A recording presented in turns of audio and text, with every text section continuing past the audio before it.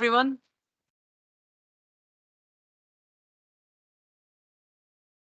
Hey, good evening. Welcome to the meeting of the Cabinet. I'm Councillor Perai Ahmet, the Leader of the Council. For the public record, we have Cabinet members present in the room, as well as a number of senior officers. Some non-Cabinet members are also present, and additional officers are also joining the meeting virtually online. If any virtual attendees wish to speak, they should indicate with the hand icon, and this will be picked up in the meeting. And this meeting is being streamed live and recorded by the council for subsequent broadcast via the council's internet site. I'm just going to pause. There's a bit of interference.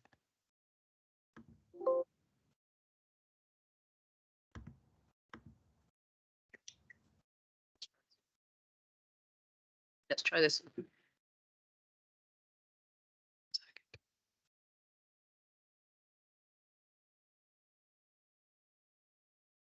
Sorry, apologies for the pause. We were just swapping mics. So I'm going to go around the room and ask Cabinet members to introduce themselves and state their portfolio. If I can start with you, please, Councillor Katter. Yeah, Mike Katter, Cabinet member for Climate Action, Environment and Transport, and Deputy Leader. Yeah, Ruth Gordon, Cabinet member for Council House Building, Placemaking and Local Economy. Sarah Williams, Cabinet member for Housing Services, Private Renters and Planning.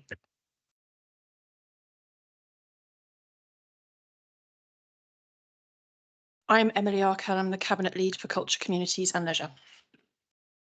Zena Brabson, Cabinet member, Children, Schools and Families. Lucia Desneves, Cabinet member for Health, Social Care and Wellbeing. Seema Chandwani, Cabinet member for Resident Services and Tackling Inequality. Donna Carlin, Cabinet member for Finance and Local Investment. Adam Jogi, Community Safety and Cohesion.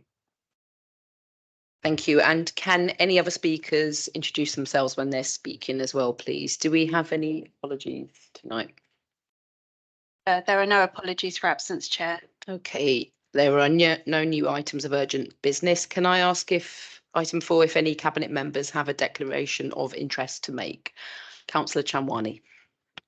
Leader, I wish to declare an interest in accordance with Section A of the Member Code of Conduct and paragraph 4.1 that I have a disclosable pecuniary interest in items 20 and 27 and will recuse myself in accordance with paragraph 4.2 of the Code. Thank you. Councillor Desneves.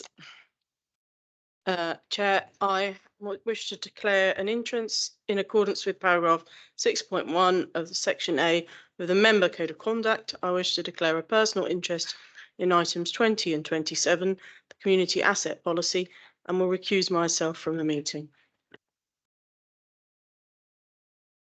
Okay, thank you. Oh, Councillor Katter. Yeah, I'm just stating this for reference rather than anything, but I have a personal interest. I sit in item 13 as I sit on the Regional Flood and Coastal Committee, but there is no funding or anything connected with this. Councillor Jogi. Chair, I'll just echo the same point as Councillor Carter. I sit on the Customer Challenge Group, so in reference to item 13. Anyone else? No. Okay, item 5, which is the notice of intention to conduct business in private. There were no representations received at the agenda publication stage in relation to the exempt items on the agenda. If we can please turn to item 6, which are the minutes. Can we just agree the minutes of the meeting held on the 6th of February 2024 and agree the minor correction to the 7th of November Cabinet minutes relating to the LCP contract decision? Do we all agree? Agreed. Okay, item 7, deputations, petitions, questions. There are no deputations. Item 8, matters referred to Cabinet by the Overview and Scrutiny Committee. The scrutiny review on landlord licensing in the private rented sector will be considered as part of item 9.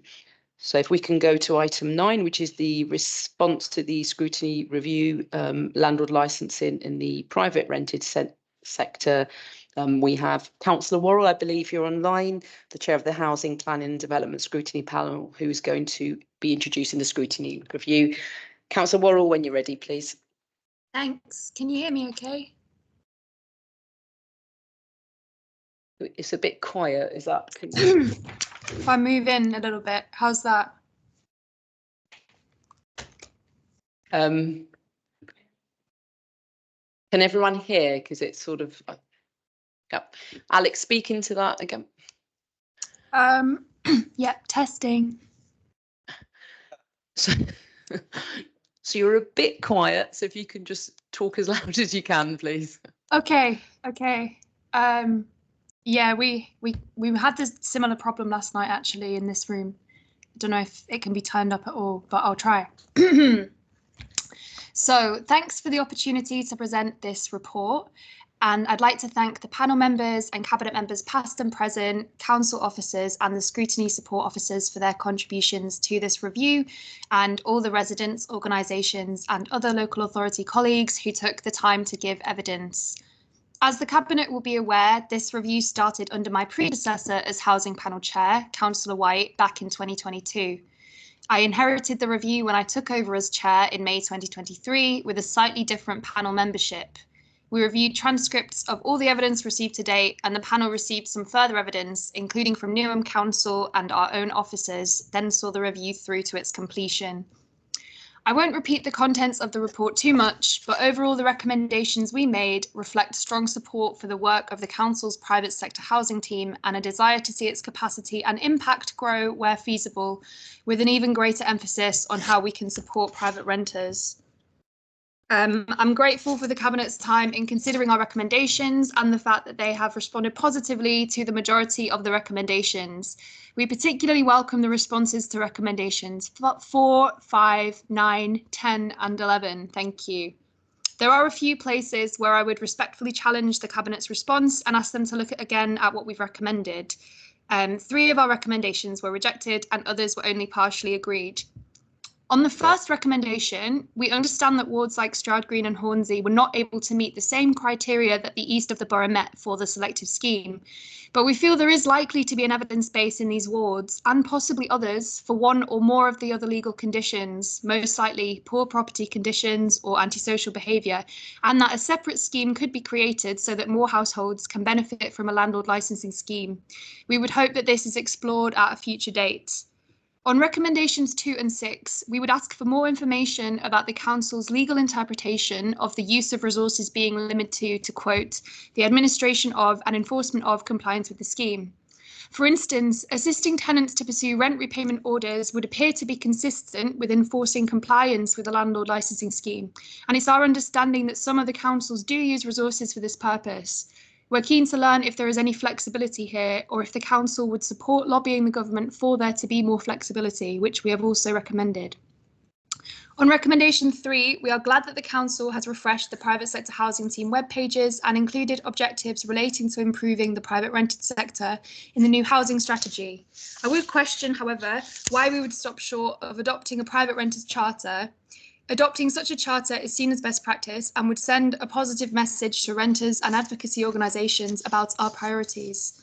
The process of doing this would also help raise the profile of the information and support that we already give to tenants among our residents, so I'd ask the Cabinet to look again at this. On recommendation 6, we do have some concerns that private renters in Haringey don't have access to tenancy relations officers and instead would only have the option of engaging with housing needs officers if they are deemed at risk of homelessness. The panel feels that tenancy relations officers could help de-escalate challenging situations for private renters at an earlier stage and would wish to know more about why this role was felt to achieve limited outcomes and why the current approach is favoured. On recommendation 7, we note that there are currently about 1,000 more properties with licences than have received inspections, that many properties wait a long time for their first inspection, which I can attest to from personal experience, and that there are many more likely unlicensed eligible properties across the borough. So I wonder whether the current level of resource is quite enough to meet the need. More staff could result in more fee income and enforcement activity to fund the work. On point 8, we were particularly keen that genuinely random spot checks happen on properties before a licence is granted, not just on those suspected as being non-compliant. We felt that this could drive up standards as a whole before people come to apply for a licence or during the process if there is a perceived possibility that any property could first be inspected.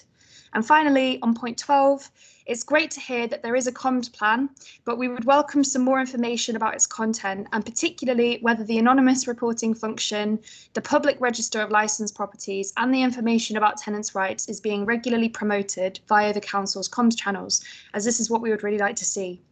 To summarise, there's clearly a lot of great work going on in this area already, and I welcome the council's increased focus on private renters in Haringey. We're keen to continue working together to make this as effective as possible. Thanks.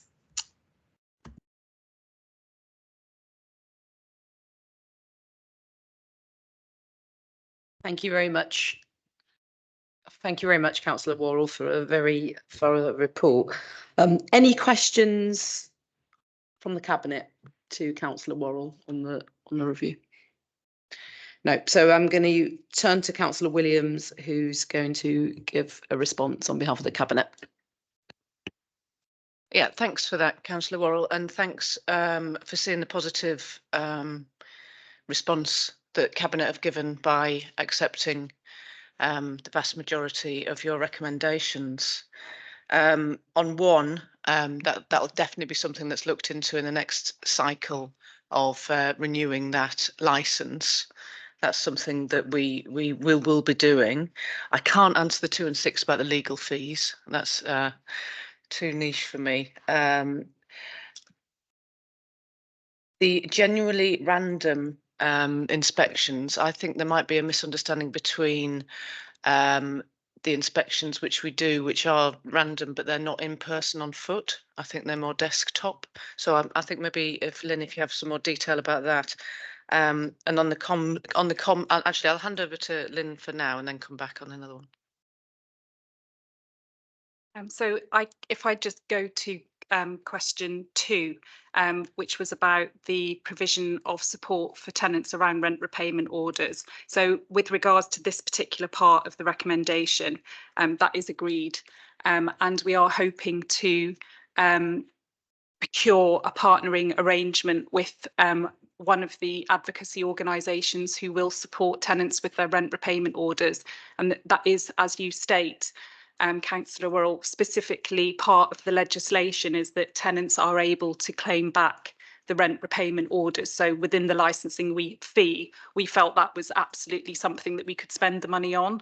As it turns out, most of the advocacy services actually are a bit like no win, no fee, essentially anyway, but it was more the partnering arrangement to be able to refer tenants to that advocacy service and being able to track how that tenant has progressed through the rent repayment order.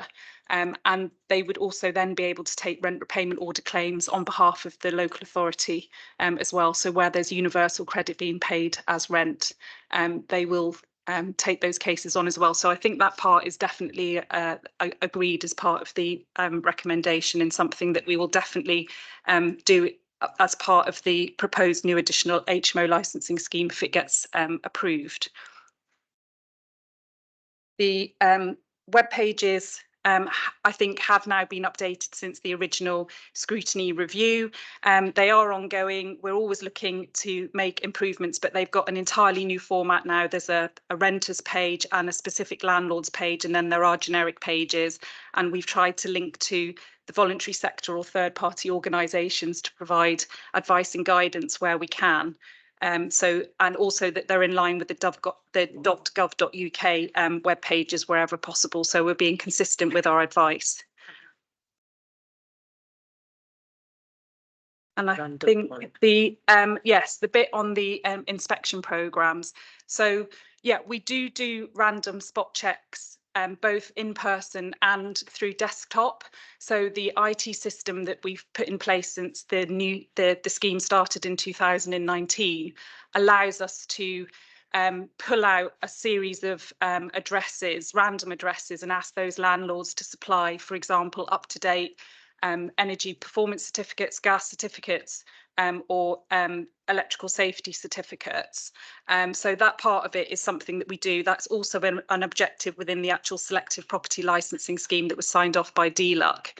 The random spot checks that we do in terms of the physical inspections, some of those are complaint led, or they're ones where when the application is received by the licence applicant, we have got concerns over the information that's been provided as part of that application. So rather than just issuing the licence, we will arrange to go and visit that property so that we can align what has or has not been said in the application with the actual reality of the situation. And quite often those licences will then be issued with a specific schedule of works that the landlord has to carry out as part of that licensing process, with a date and time given. So they are done. And again, the random spot checks are specifically written in as part of the objectives of the selective property licensing scheme, as a requirement of the Department for Levelling Up. And was there one more? Sorry. There have been long times between the current. Oh, yes. Yeah. So, yeah, I mean, I think we discussed this as well at the scrutiny review. So we have had problems with recruitment. So the resources are available. It's getting the people into post. We have now since recruited 3 more compliance inspecting officers, and we're actually hopefully on track to complete all of the compliance inspections now prior to the existing scheme ending. So all the properties will have had an inspection. For example, we did 246 compliance inspections last month, which is a massive leap in, compared to previous years since we've recruited. And we're also looking at how we can recruit more compliance officers by doing in-house training. So rather than looking for that skill set prior to, we're interviewing and then providing that in-house training. And we've also brought in the 2 apprenticeship posts as well to try and grow our own in terms of the environmental health officer positions within the team. So moving forward, we should see, I mean, we had a backlog because of COVID. We then had recruitment issues post-COVID, but I'm hoping that that will be resolved. Especially if we do get the new scheme, we should have quite a good team in place for compliance inspection processes. I think that was. I think the comms. There was a bit about comms, wasn't there? I think comms is always a discussion how to do it more, and I think we have had some good press coverage in this space. Some of it, I think, made national press. So it's just always doing it more. But getting engagement with renters isn't always the easiest, as we've seen from our survey results. But yeah, it's definitely a work in progress, and I think the web pages are as well. This scrutiny is a. I know we have the formal process where Cabinet accepts or partially accepts, etc. But it's also an ongoing process of how we can improve that service to renters in the borough, because we really do not just say that we value the private rented sector. It's such an important type of accommodation in our borough, as we know, 40% living in the private rented sector. So it's hugely important to us. And this scrutiny report and our response is not the end of the process of trying to provide services for renters that they deserve. Yeah. Hey, thank you. I believe Councillor Crawley Harrison's got some questions on this one. Oh, you don't? Oh. Sorry, it was on the note. So if I can move to the resolution, which is to approve the recommendations as set out at page 48. Are we all in agreement? Agreed. Thank you. And thank you, Councillor Worrell. Thank you. I can move on to item 10, which is to consider the evidence and outcome of consultation and whether to designate an additional licensing scheme for houses in multiple occupation 2024 to 29. Councillor Williams.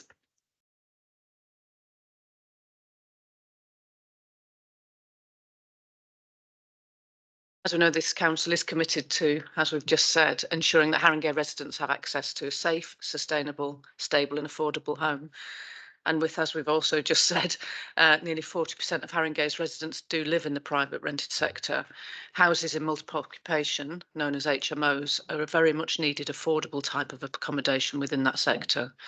Both improving the quality of the PRS and reducing the number of households presented as homeless are key pledges for the council. Additional HMO licensing is designed to improve the quality, safety and management of smaller HMOs not covered by mandatory licensing. It provides the regulatory framework to support the many good landlords in Harrogate, while also providing the powers for officers to act against those landlords who rent property that is below the sort of standards we would expect. It's vital that these properties continue to be effectively regulated to ensure they are safe, professionally managed and comply with regulations. Any unlicensed HMO accommodation within our borough needs to be identified and made to licence and comply. It is reassuring for private renters in Haringey to know that landlords cannot evict tenants from their rented property to avoid the licensing scheme. Tenants are protected from no-fault eviction in unlicensed premises because their landlord cannot issue a valid Section 21 notice. Additionally, tenants can claim back from landlords by rent repayment orders who have been found to be operating HMO property without a licence through the courts. Thank you. Questions from the Cabinet?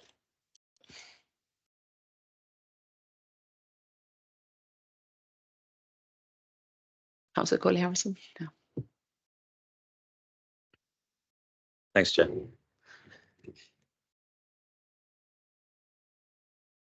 Thanks. Councillor Williams.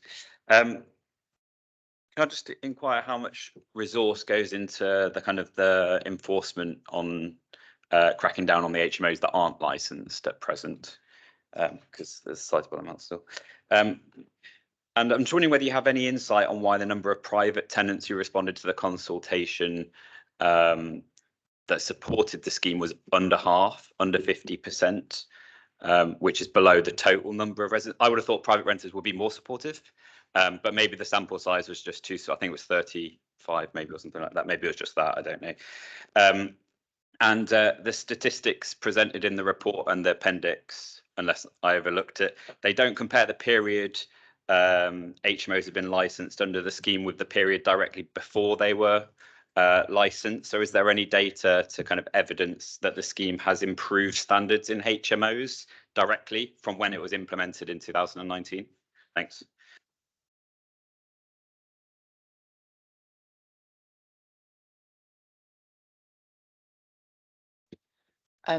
Just for clarification on your question about resource, do you mean money or people? Both. I mean, I suppose there's the stuff of getting the getting the HMO licensing scheme going and trying to get people on board and all that sort of thing, which is, I should imagine, a huge amount of effort, and how much effort is going in on the other side, which is, you know, but those that just are not signing up, but you know are problematic, and tackling that, and that may be a different department or a different team. I don't know. Yeah, I'll let Lynn come back on the detail of the personnel there, but it obviously falls into what we were discussing earlier about randomised spot checks and stuff, doesn't it? Yeah. So it is the same team. They are quite generic in terms of their roles, and we have sort of a two-pronged approach to premises that are unlicensed or that we believe should be licensed that are unlicensed. So when we originally did the evidence base for the scheme, we were given a list of predicted properties that were likely to be houses of multiple occupation, and that intel was taken from lots of different council held records, but also Experian records, and the information was overlaid, and it kind of gave an opportunity for us to identify properties that were likely to have high turnover of occupation. So we've used that address list and compared it with, or continued to compare it with the addresses of licenses that have been received. We did do a considerable amount of door knocking post-COVID. So we did use officer time during COVID to write to property owners, identified property owners, to say that we think you've got an HMO that's currently not licensed with the local authority. And then we did door knocking. We continue to use intelligence from lots of different sources where they are the eyes and the ears, really, of ones that are hiding behind back streets that haven't come forward. And they can be health professionals, our internal service officers, the waste officers, for example, are really good identifiers of HMO accommodation. And we follow a process of sending warning letters. Now, we're so far into the scheme that is no longer an option, and we are just pursuing landlords for failing to license once we've obtained the evidence. And they also get a reduced licence period for being a non-compliant landlord. So that allows us to review their properties and their licence applications within 1 or 2 years. And the penalty as well is that they pay for that relicensing within a shorter period of time.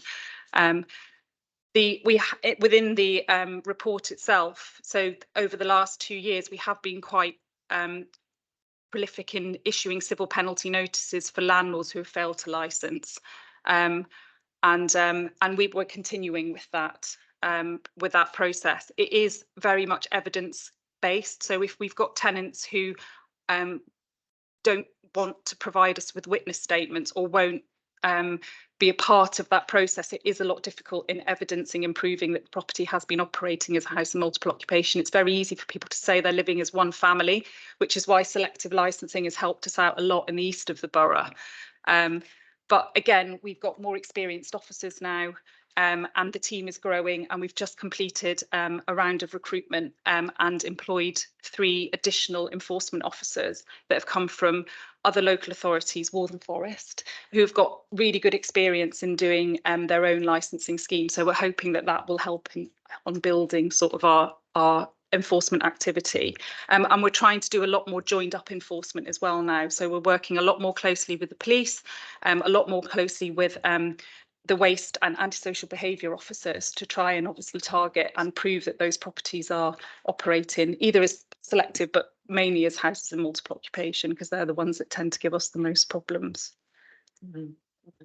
Improvement, is there any improvement data? I mean, yeah. The consultation results were disappointing on the private rented sector front. We don't know the answer. We used external consultants to facilitate with the consultation process. It allowed us to remain arm's length in case we were challenged. Again, the consultation report lists all of the activities that we did in terms of engagement. And we did get more owner occupiers willing to participate than private rented sector tenants. I don't know it's the answer. It's something that we've said that we will look into. We were even asking tenants to participate when we were out doing the compliance inspections. We were leaving leaflets, a QR code, offering to upload it onto the officers' telephones so that they could fill it in there and then. There was I suppose an element of apathy, and this will be for Haringey the 4th additional HMO licensing scheme that we have taken. So whether the consultation was too close to the selective licensing consultation and residents, particularly private rented sector tenants, just felt that they'd already participated. But we did target specifically renter union groups as well, in the hope that they would be able to spread the word. So yeah, it was a disappointing take up, and I think something that we do need to look into, and something that I have actually discussed with. So yeah, it is. Yeah, so we don't have borough-wide data. So we had the data that we already had about our known HMO licensed population, and I suppose this is part of one of the benefits of having an additional HMO licensing scheme, is that we start to better understand where our HMOs are in the borough and the condition of those properties as we get through the compliance inspections. And that's why we've been able, obviously, this second time round, we've used that base evidence to kind of show what we already know about that known HMO population. In the past, we haven't had a known HMO database, only those that we knew were mandatory HMOs, because they've had to license since 2006. So this is an opportunity really for us to build on kind of what we know. And the selective property licensing scheme has started to pull out properties who thought they might get away from having to license under the additional scheme. They're applying for selectives, and we're very quickly identifying that actually they are houses of multiple occupation. So again, that will add, I think, to the existing data that we've got. Yes. Yeah. Thanks. Thank you very much. If we can move to the resolution, which is to approve the recommendations 3.1 to 3.8 as set out at pages 102 and 103. Is everyone in agreement? Agreed. Thank you. Item 11, 2023-24 finance update quarter 3. Councillor Carlin.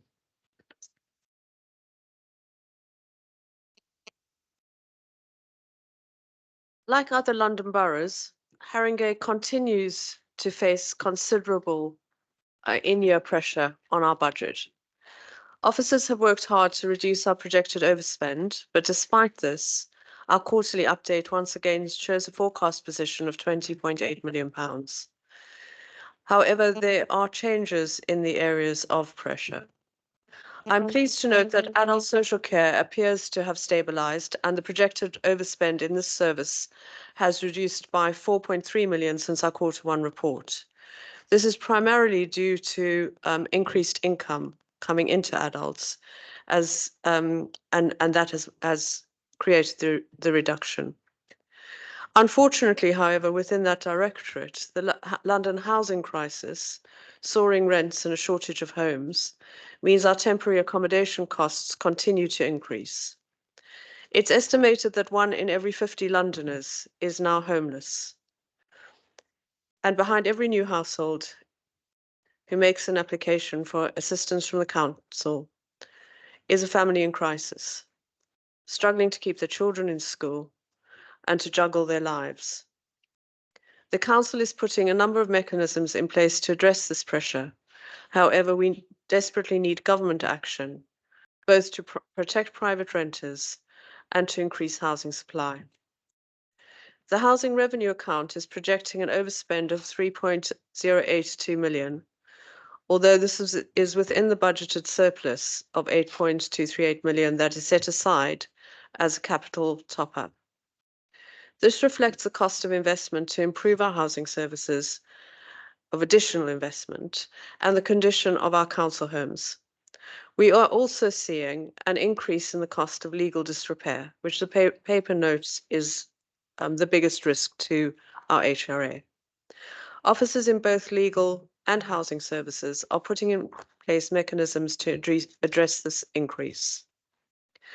We have, during this year, carefully examined our capital programme, given the increased cost of borrowing. And the projected capital expenditure now for the year, it has reduced to 58% of our revised budget. This reduction will ease the pressure on the general fund in the short term. However, all directorates will need to continue working in this final quarter of the financial year to reduce our overspend and to deliver the agreed savings that were agreed for the year 23-24 by the end of the financial year in April. Thank you. Thank you, Councillor Carney. Any questions from the Cabinet?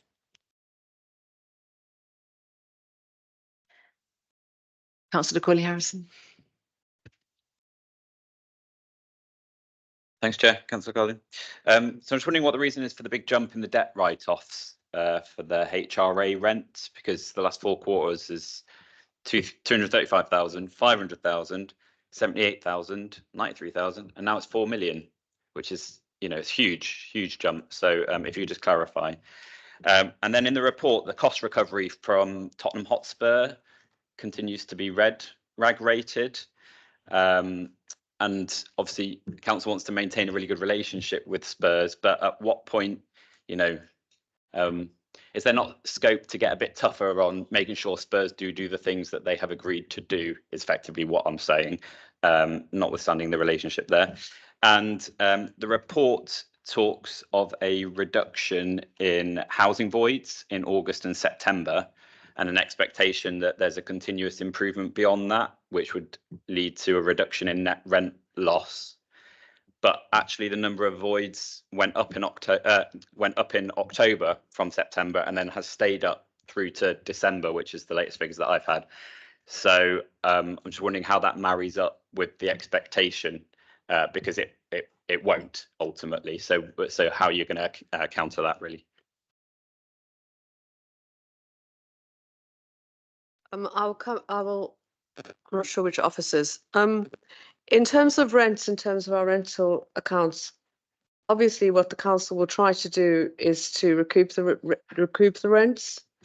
And so I will ask which officer to clarify. But I would imagine that the jump is that eventually you get to the point where the additional where the rent is written off. David, could you shed some light on that? Thank you. On rental. It was debt write-offs in HRA. Of the HRA. I will have to do your written response on that because I'm not on top of that particular issue. But do you want me just to address the voids? Yes, thank you. Yeah, I mean, on voids, the trajectory, as you know from the meetings we've had, is definitely downwards in terms of the trend. There are some fluctuations, especially as new supply is coming in that we need to let. But in overall terms, I'm confident that we've really kind of dealt with a large backlog, and we're now getting on top of the kind of underlying new voids coming into the system. So I think that kind of decline and then steadying is certainly the trend that we'll see moving forward, and I'm confident that we're on top of it and we'll continue to see progress. We have our Assistant Director Rob, who could assist us in the Tottenham Hotspur question. Thank you.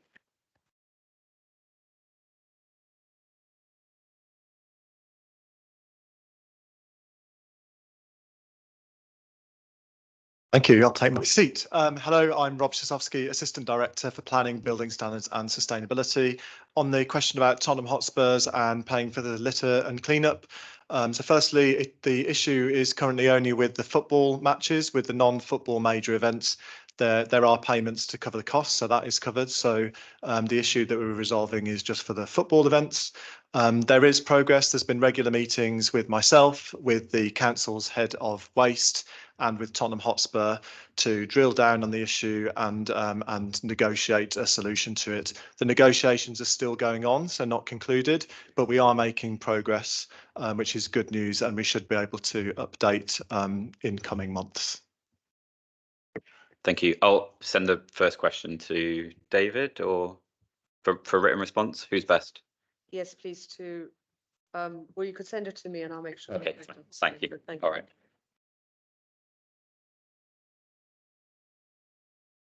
Okay, if we can move to the resolution, which is to approve the recommendations as set out at pages 333 and 334. Do we all agree? Agreed. Okay. Item 12, which is the corporate performance update, which I'm going to introduce. So colleagues will recall that the corporate delivery plan, which came to Cabinet in January 2023, was essentially put into effect our manifesto. It had more than 160 lines, which set out the objectives we were trying to achieve and some of the key actions we would take. This is the second time that we'll be bringing a formal update on progress to Cabinet, and this report sets out some key highlights and areas of challenge under the 8 themes. The appendix shows the RAG rating, direction of travel, and some commentary evidence in the progress made in the last 6 months. So the updates in the report reflect the position at the end of Q3, January 2024. So considering the challenging backdrop, including the financial pressures we are facing, on the whole, our progress is pretty good, and it's been made across all of the themes. And just to highlight, so 57% of outcomes have been rated as green, which is up 10%, a further 37% rated amber, and only 3 outcomes have been specified as red. In addition, 7 outcomes have been reported as completed, and the trend data shows positive progress since the last quarter, with 44% showing an improved direction of travel and 53% remaining unchanged. And only 3.6% of outcomes have demonstrated a negative direction.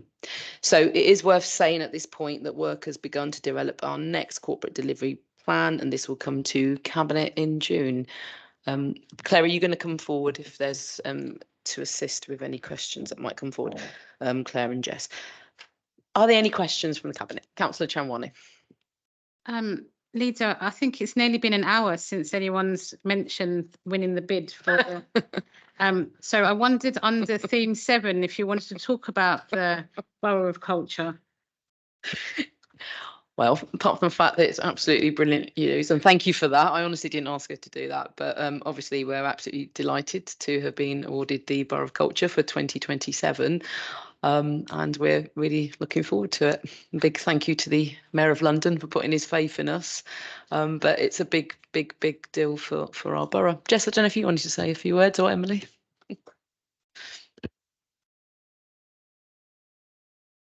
Yeah, no, I think as you said, Leader, it's a great opportunity for the borough.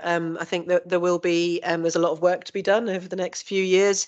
There will be our new culture strategy, which I think is referenced in the corporate delivery plan update, coming to Cabinet in June, and we'll set out what the plans are to take that forward. And the Borough of Culture will give us a great thing to work forward in delivering that strategy. But yeah, a great team effort from everybody across the council, and excuse me, indeed, partners across the borough as well. So yeah, great opportunity. We're looking forward to getting on with it.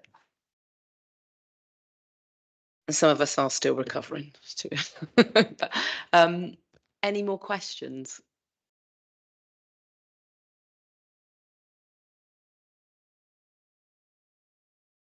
Councillor Corley-Harrison.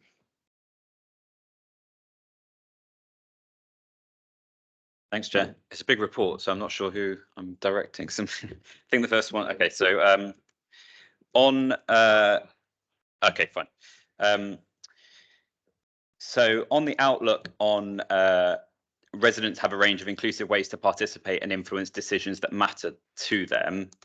It's got worse since the last report. So I'm just wondering, given how much importance the administration puts on that, why that is, and what you're doing to rectify it. And then maybe this is Councillor Chanwani. So it says that increased recycling rates in the borough is rated amber, unchanged from last time, despite the recycling rate hitting a 12-year low. So why has that not gone down to red? And then the report refers to a refreshed focus on complaint handling being started in October 2023, which resulted in a newly drafted service plan. So I'm, as a ward councillor, I don't feel like I have seen that. I've not seen the development. I've not seen the change from that, or the evidence of that. So I'm just wondering what evidence you can supply of the improvement in the complaints handling based on that, because things like timeliness doesn't really feel like it has changed. And what exactly is that new service plan? Can we see it? Is it being shared? And what else is being done alongside that to improve the complaints handling process, which has obviously been a long-standing issue for the council? So Councillor Chanwani, and then Claire, you might want to pick some up. So we'll take the one on complaints, the one on recycling. We won't log your points on recycling as a complaint though, because that would be a bit weird. So one of the things that's happening is there is a new code, well, 2 codes coming from government around how local authorities handle complaints. And that's coming into effect on April the 1st. And so that's when that will totally restructure how we handle complaints, and that will be consistent across every local authority across the country. And so Claire can add a bit more to that. In terms of the recycling rate, all of North London have dropped to the same rates we have. One of the issues that has shown a significant drop this financial year has been there was a issue with the waste disposal contract of the NLWA for wood. And so that's been rectified, and that's taken quite a lot of percentage of not just us, but across North London. There are other issues that are happening across London that is showing a drop in recycling, in terms of the fact that a lot of people are no longer working at home and have gone back to work, or the way that the packaging is now being developed because it's more lighter, and we're not judged on quantity of waste, we're judged on weight. So there's a thing called light weighting, where boxes are lighter, and so when people get their deliveries at home. So I guess why it's amber is because we are aware of what's caused the current drop, and it's semi in our hands because, as you know, the NLWA is we're one of 7 boroughs, so we're tackling it through that issue, and we're hoping that that will be resolved soon, if it hasn't already. And then I'll pass on to Claire for the other bits, and if Barry wants to add anything to the recycling. Thank you. Thanks, Councillor Colly Harrison. I'm Claire McCarthy, Assistant Director for Strategy, Communications and Collaboration. Just on the 2 specific points that you raised that fall in my area, on the residents have a range of inclusive ways to participate. I think it's worth saying that the RAG ratings in this document, so there's 2 RAG ratings, one for the activity that we specified that we would do, and one for the outcome that we were hoping to achieve. In particular relation to this line, one of the activities that we said we would do was to refresh and relaunch the citizens panel. We've actually taken a deliberate decision to not progress that on the time frame we originally envisaged, because we were prioritising some other elements of the kind of Haringey deal and the participation agenda, trying to build some firm foundations, and also to assess the extent to which we felt a citizens panel approach was the right approach for us. And one of the key things that we wanted to do first was to launch the new Haringey Engagement Hub as a kind of one-stop shop for all kind of consultation and engagement activities. So the reason that this has decreased is because we said that we would do the citizens panel activity relaunch by the end of December, and obviously this update was done in January, and by which point that time period elapsed. So that sort of reflects why there's a decrease and why that particular element is red.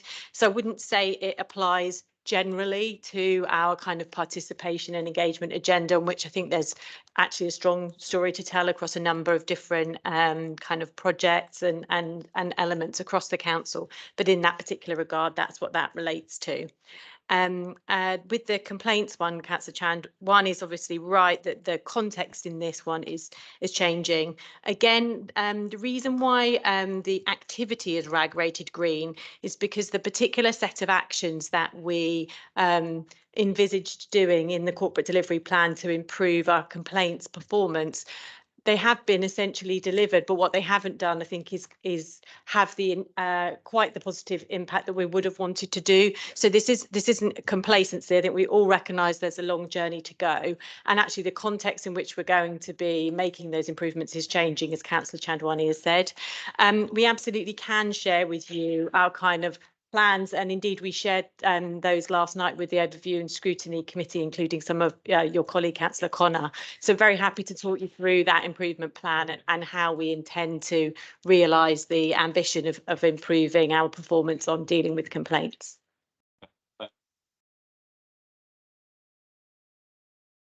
Yeah, just very quickly, it was just to Councillor Chandwani said everything perfectly. I'm absolutely certain, but just to add a little bit to the future plans around recycling, we are going through a process at the moment of delivering and developing an action plan based on the engagement exercise last year, because where we worked with the public, engaged, and got about 27,000 responses from across the whole of the borough, to try and understand how we can encourage and assist people in improving their recycling rates.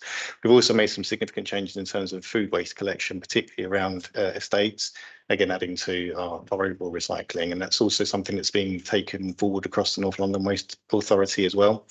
And then finally, there's quite a lot of work around small electrical waste items, particularly batteries and other items from curbside collections, but also an opportunity for people to recycle more at some of our libraries and other centres that we have across the borough, which is also, since launch, seen quite a good level of usage. So all of those are really positive for the future.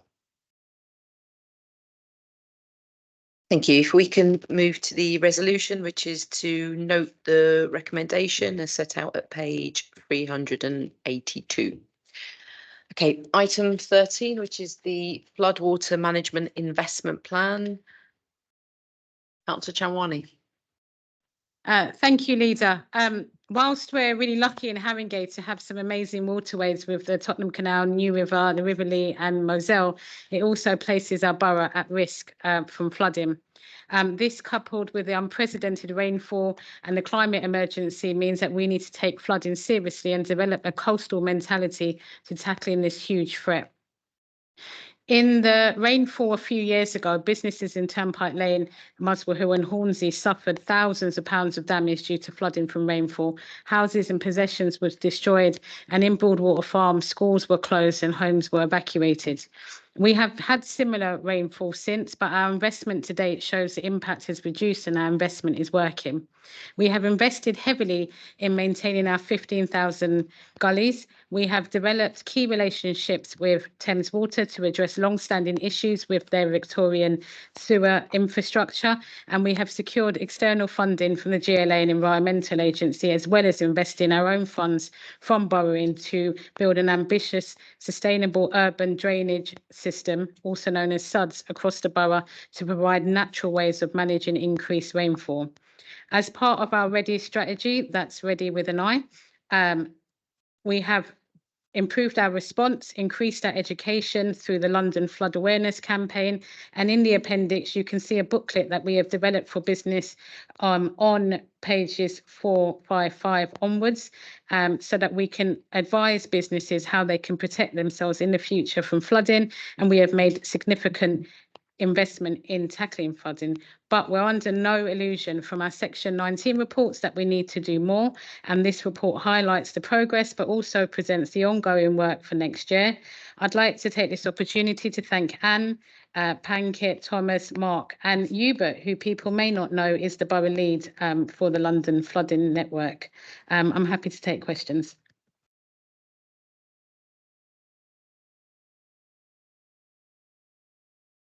Councillor Catter. Thank you. Welcome the report. Great work from the team. In fact, as far as I know, Haringey actually, in terms of SUDS and those kind of installations, is a leader among boroughs. So I think we have some of the most extensive SUDS implementations. There's 24, I think, are in the borough at the moment.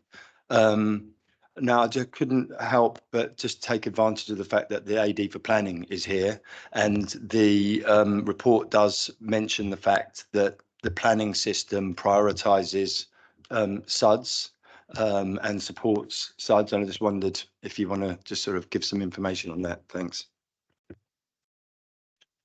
Thank you, Councillor Carter. Yes, providing SUDS and drainage is a key part of the system, planning policy, and then our emerging new local plan. We're looking to strengthen that further and bring it up to date with all the latest council policies and other regional stuff as well. So yes, planning plays a key role in helping make sure that new development does not make flooding worse and actually makes drainage better. Thanks. Councillor Brabazon. The report mentions multi-agency working, and I can see that this is an area where that is required. So can you tell us how it's going with all the other partners, particularly Thames Water? Thank you, Councillor Brabazon. I think we've really started to establish a really good working relationship with Thames Water that hasn't probably been there before. We do have areas in the borough that are causing huge issues, which are actually Thames Water assets that are causing those issues. So Crouch Hill is an issue, and that bursts quite regularly. We do have problems around at the bottom of Muswell Hill, and actually our working relationship with Thames Water actually meant that they came before we put the SUD schemes in. They were there for a good month and a half and fixed all the sewer systems around there. And the current rainfall means that has shown that plus our SUD schemes has reduced flooding completely. Obviously, every London borough wants Thames Water involved and wants them there. They don't have the capital funding to do all of the repairs to their Victorian sewer works. So we are competing with the other 32 boroughs, but I think we're establishing a really good kind of personal relationship to get people there. I think the other partners include the GLA, which are very impressed with us and fund us quite regularly to do SUDS and funding work, and the Environmental Agency as well, who are obviously very interested in engaging with us because we've got all of those waterways in our borough. So I do think there is quite a big, huge joint way forward with working with all of those. I think where we're really focusing on now is our relationship with businesses, because when they get hit by rainwater, especially in your ward and the leaders' ward, Turnpike Lane, you know, when we went to go and visit, myself and Adam went to go and visit, it was thousands and thousands of pounds worth of damage. And so we do need to, if you go up to a coastal area, sandbags on the streets are normal, and we're installing those sandbags, but we're explaining to businesses what they can do.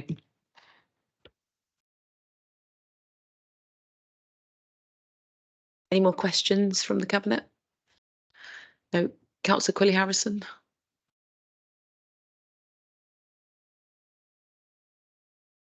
Favourite subjects? I know, I do have many, yeah. I'm sure Mark's absolutely sick of me talking about flooding and drainage and Thames Water. Is he online? I'll blow his trumpet though, because the SUD scheme on Park Road, which is barely mentioned in the report, really, given what a big scheme it was, has been brilliant. Like, I mean, it has absolutely fundamentally changed the businesses there, because they were getting, you know, flooded annually, and they're not now. So more of those will be very, very welcome, and fantastic work by the team, and good engagement actually with Thames on that one, because they're not always the easiest to work with. And I met with them this week about Crouch Hill, so I'm glad that you mentioned that. Anyway, I'll move on to questions. So the Turnpike Lane potential scheme, obviously that's like an early stage thing, and you're doing exploration work at the moment, but when do you expect to be in a position to potentially begin work on that? Because I know that's been as bad as Park Road, and I'm sure that they would welcome something very, very similar there. And then in terms of if you were to get grant funding, do you have a priority list amongst those schemes, like which ones are going to get, you know, the kind of the first chunk and so forth, or does it depend on what that funding is? And with reference to the one about the highways SUD schemes, I appreciate that in the report it suggests that it's to run alongside other highways works that's potentially happening. I'm just wondering whether there is an opportunity for residents or councillors or local groups to kind of make a pitch for that pot somehow, to say, look, you know, my area maybe not be seen as a big priority area like Turnpike Lane, but actually we do have a problem here. Can we get a small SUD scheme in here without it having to be part of some much bigger road safety reduction scheme? Or I don't know how you're doing it or whatever. Do you see what I'm saying? Yeah. Thanks. So firstly, I just want you to know that I'm going to quote you on my election leaflet for what you just said in the beginning.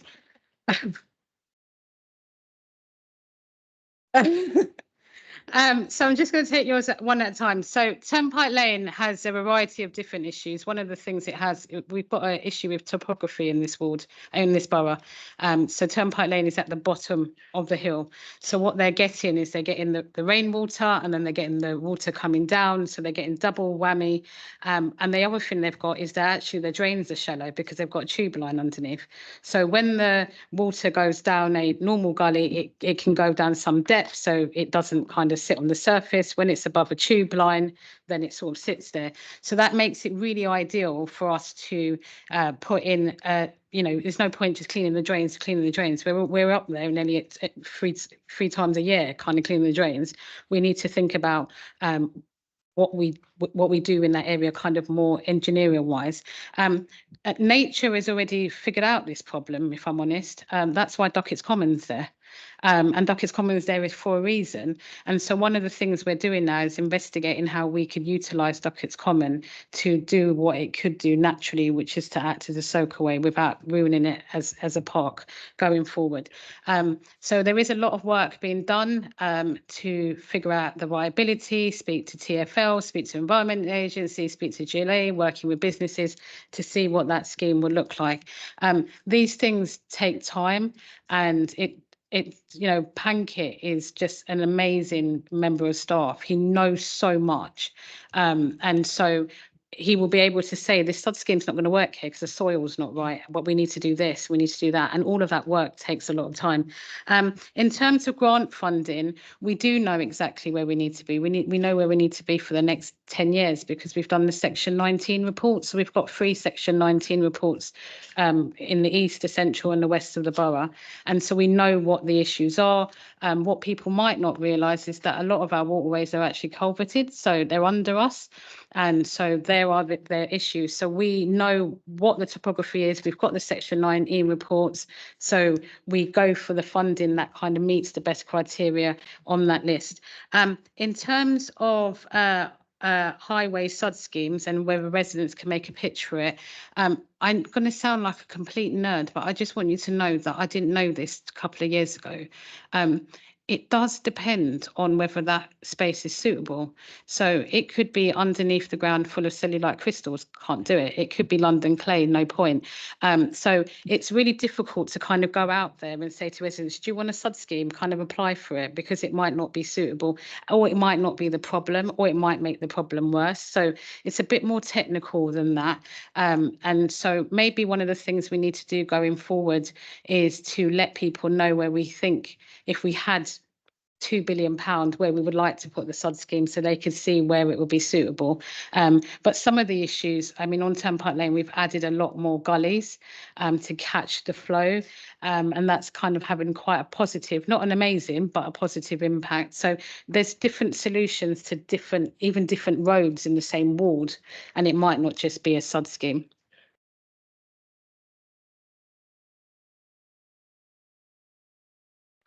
To see you're both enjoying this discussion.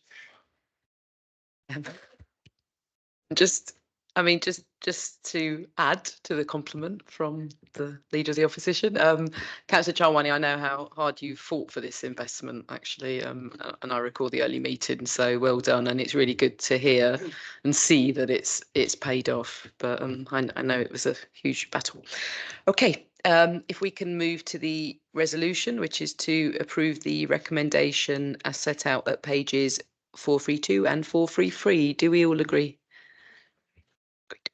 Okay, item 14, Planning Service Peer Challenge Report and Action Plan. Councillor Williams. Thank you. So peer challenge, excuse me, peer challenges are a very valuable tool that are offered to us by the Local Government Association and the Planning Advisory Service. And they provide challenge and support councils up and down the country. And I'd like to thank the team of local government peers from councils across the country who were invited to Haringey to look at how our planning services run, how we engage with our residents and communities, and where we can improve. And I would say that it was great to have such a positive report, especially given that over the last, well, just more than 10 years now, in 2012, the then Secretary of State named Haringey as the worst planning authority in the country, and now we're one of the best. So it's really fabulous, and a testament to the work that the teams have put in over the years. That of course are huge challenges also in the economic climate that we face. So the action plan that's the team have come up with to respond to the recommendations within the report, I think is very welcome. So I think I'll leave that over for any questions now, if anyone has any.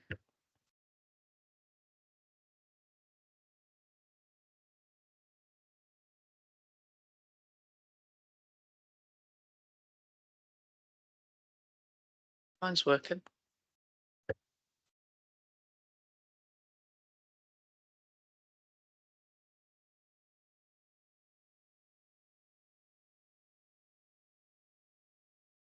It's back. What if you're not doing something?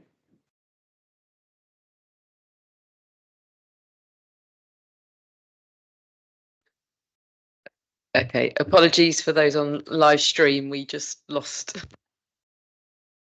And we've, okay, did it just go off itself? Okay. I've forgotten where we were at. Okay, any questions for Councillor Williams? Councillor Hurkat. Yeah. Just on the Haringey deal side of things, in terms of engagement and communication, obviously this is, can be, I mean, this is absolutely critical service in terms of the way in which we can drive change in the borough. Just wondering, obviously we have got engagement, co-production, collaboration at the heart of this administration. That was one of our asks to the review, was that they look at our new approach for the Haringey deal and see whether that's embedded in the service. And I think they found that all the officers were aware of the Haringey deal. They knew what that meant, what it should be, but that we could, broadly speaking, embed it even further. I think Rob might want to come in on that a bit. Thank you, Councillor. Yes, that's quite correct. So good awareness of it, but more to do in terms of embedding it. So that work has already started, and is worth saying the peer review did note that we won regional and national award for engagement on the local plan, describing it as an innovative and imaginative way of engaging. So, so we're not starting from scratch, but still more to do to make sure we fully implement the Haringey deal. Thank you. Okay, any more questions? No. Councillor Quigley-Harrison. Another compliment from you, I hope. I love planning as well. I love it all. Well, you just mentioned the local plan. So the implication of the report is that it's likely that we'll fail to hit the June 2025 deadline for publishing the local plan. So if that were the case, what would the consequences be, I suppose? And I appreciate what you're saying about kind of 10 or 12 years ago, but I seem to recall, and you on the planning committee with me at the same time, or regulatory committee, that Haringey was regularly in that kind of top 1% and even smaller than that of planning authorities for things like some of the metrics like response times, number of responses. And it seems like we have slipped on that. And I think the report gives that impression as well, that we have slipped on that. Not to a significant level, we're still good, but I'd like to understand the reason for that and what you're doing to claw it back to where we were maybe 5 years ago, was it? Something like that, Sarah, I think. And the report also talks about using SIL to engage members and the community in the planning process. But my view is the way that SIL has been operated in recent years, it's kind of done the opposite. And actually the community is not totally unengaged with SIL now. They don't understand SIL anymore. They don't think it's for them, and they don't think they can access that money. And it is something just the council has and the council uses over here. So given that, and the report also talks about what was it, little political or senior leadership vision for using developer contributions such as SIL. Given all of that context, do you think it's time for us to kind of overhaul the way that we use SIL and how we look at it and our aspirations for it and the leadership on it? Thanks for that. It's interestingly, SIL report is going to be at scrutiny tomorrow night. So it is a sorry. It's definitely something we need to look at. I take the point on neighbourhood SIL was well made by the review, I feel, and we have a manifesto commitment to participatory budgeting. So our embryonic ideas around that are around distributing some of the neighbourhood SIL via participatory budgeting to give that context between development and what it brings to communities, and a more awareness, better badging, better communication around that sort of thing. I think that's definitely a good thing. I'll come in briefly on you talking about what had led to our slightly less brilliant but still very good performance at the moment, and I think that was it's simply the new IT system embedding in. But I think Rob will probably want to speak a bit more on that. Yeah.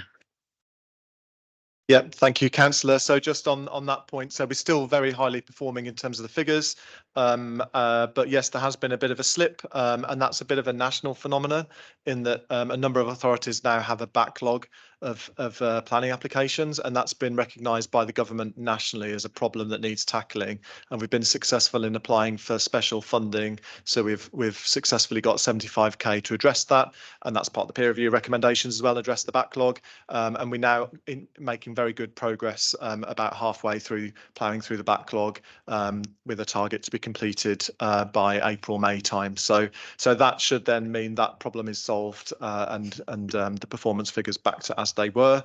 And just on the question about the local plan and the 2025 deadline that the government has set, there's no particular penalty. It just means that you have to adapt the local plan to the new future planning system that the government is coming up with. So it's not a penalty. It just means you've got to be alive to the reforms. And I'm safe to say we're very alive to the reforms, and we're making sure that the local plan is future proofed for whatever planning reforms continue to come in the future. So actually, in the bigger scheme of things, I think it's relatively low risk, but that's still not a reason to rest on our laurels. We still must progress as quickly as possible with the local plan and doing that community engagement in line with the Haringey deal. So we still want to progress it as quickly as possible, and the action plan sets out how we're going to do that. Thank you.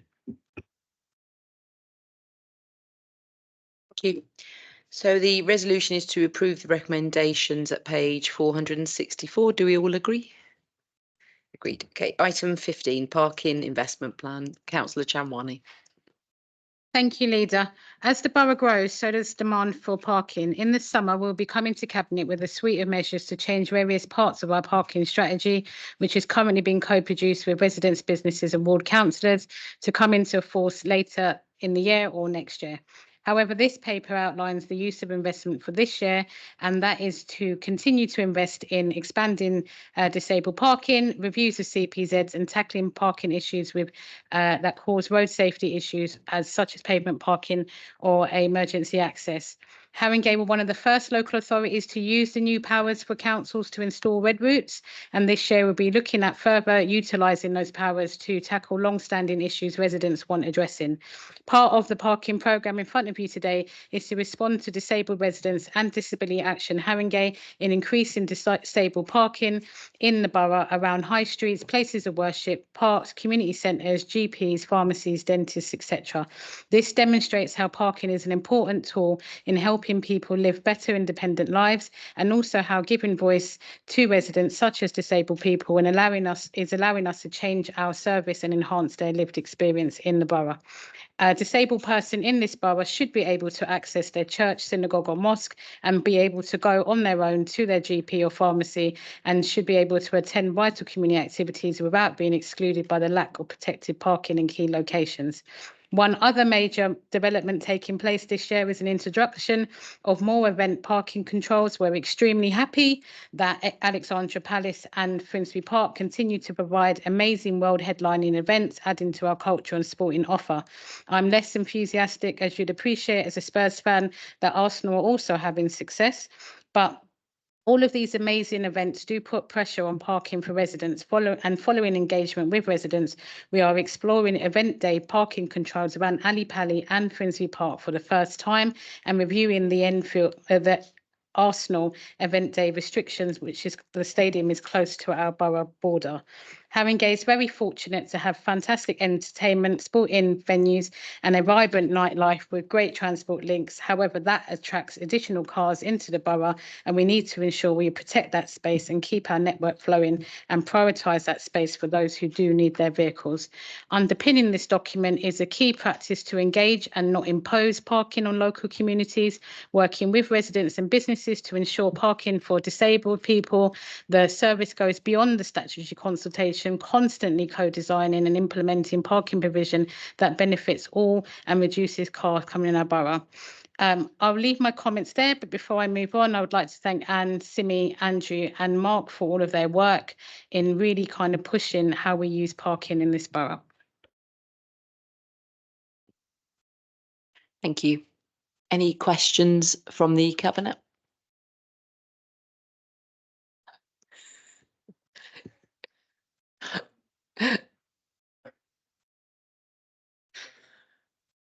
I mean, it's. Mike. Yeah, no, the fact that the I think, you know, it's great work from you and the team on this in terms of that, what the policy actually is aimed at achieving, reducing congestion, improving road safety, and encouraging sustainable travel. All of those aspects are sort of interwoven into it, and it works as a really good foundation for us building out a curbside strategy going forward. Thank you. Councillor Corley Harrison. Thank you, Chair. So I think one of the biggest, I mean, yeah, good investment plan. So there you go. So one of the biggest frustrations is in relation to the CPZ reviews, I think, and the kind of the lag of when the reviews and the consultation happens, and then when a report is actually published. Which, you know, it could be a year in some instances. And if we're doing 5-year cycles, that's 1 year of a 5-year, or it extends it by a year. So what's being done to reduce that lag so that it's not taking quite so long from consultation to reports? Or if it's going to, can we be clearer to residents that it's going to take that long and when they can expect things so that we're not forever being chased?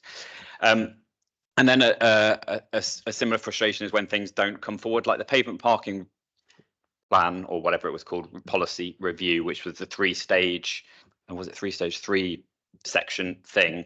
It's never progressed, but it wasn't really clear why it never progressed, you know, and got completed if you're the general public.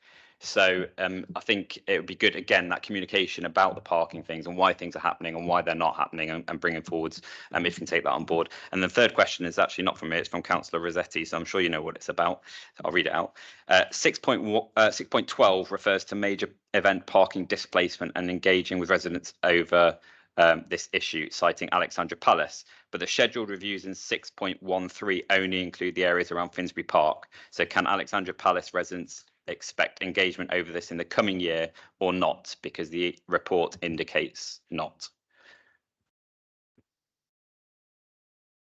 Can I take the last question first? Because I think that's quite easy. So if you look in the paper, there's a table called Table 2.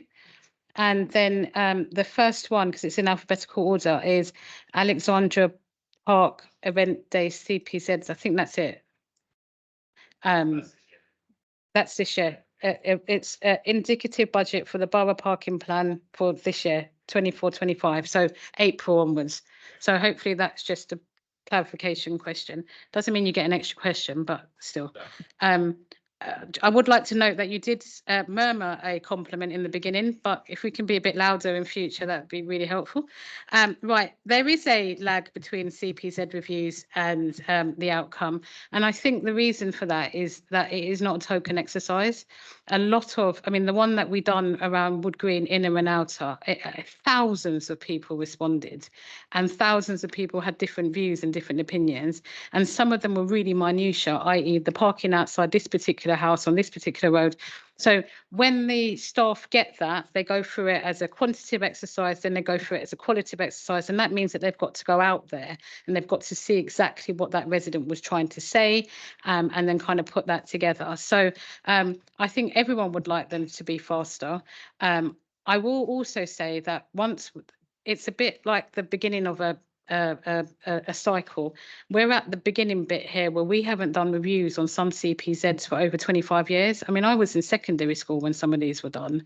And so we're trying to cram in as many as we can now. But as we get into that 5-year cycle, there'll be less to review because there will be in a cycle. So there's some that are spanning back to 1996, I think, that we just put it in and we didn't review it. The team are working hard, but as that quantity goes down, they'll become more faster in doing them. In terms of the pavement parking, I do believe that you're referring to specifically about an issue on Fern Park Road. I mean, that was part of the review. I think that was, I can't remember whether it was phase 2 or phase 3 or whatever, but it felt like that whole policy. Maybe it was so. Sorry, guys, it's but- not a dialogue. I just so needed can we- to know, right, sorry. okay. All right, can we, Uh, questions, answers, thank Okay, you. in answer to that, Fern Park Road was on that original proposed list, yes. So if you go back to the policy that was issued, I think last spring, in the appendix, they had all 102 roads that had pavement parking on it.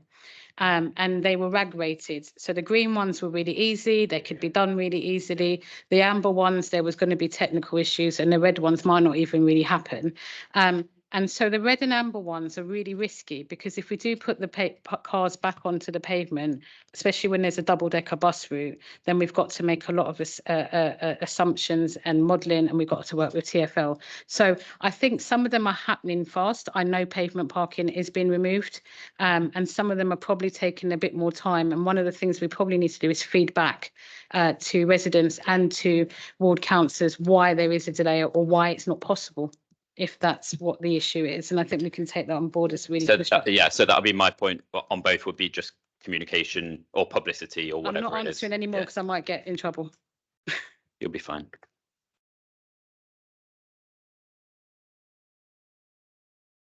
Okay. So if we can move to the resolution, which is to, I mean, if there are any additional questions, you feel free to email the cabinet member.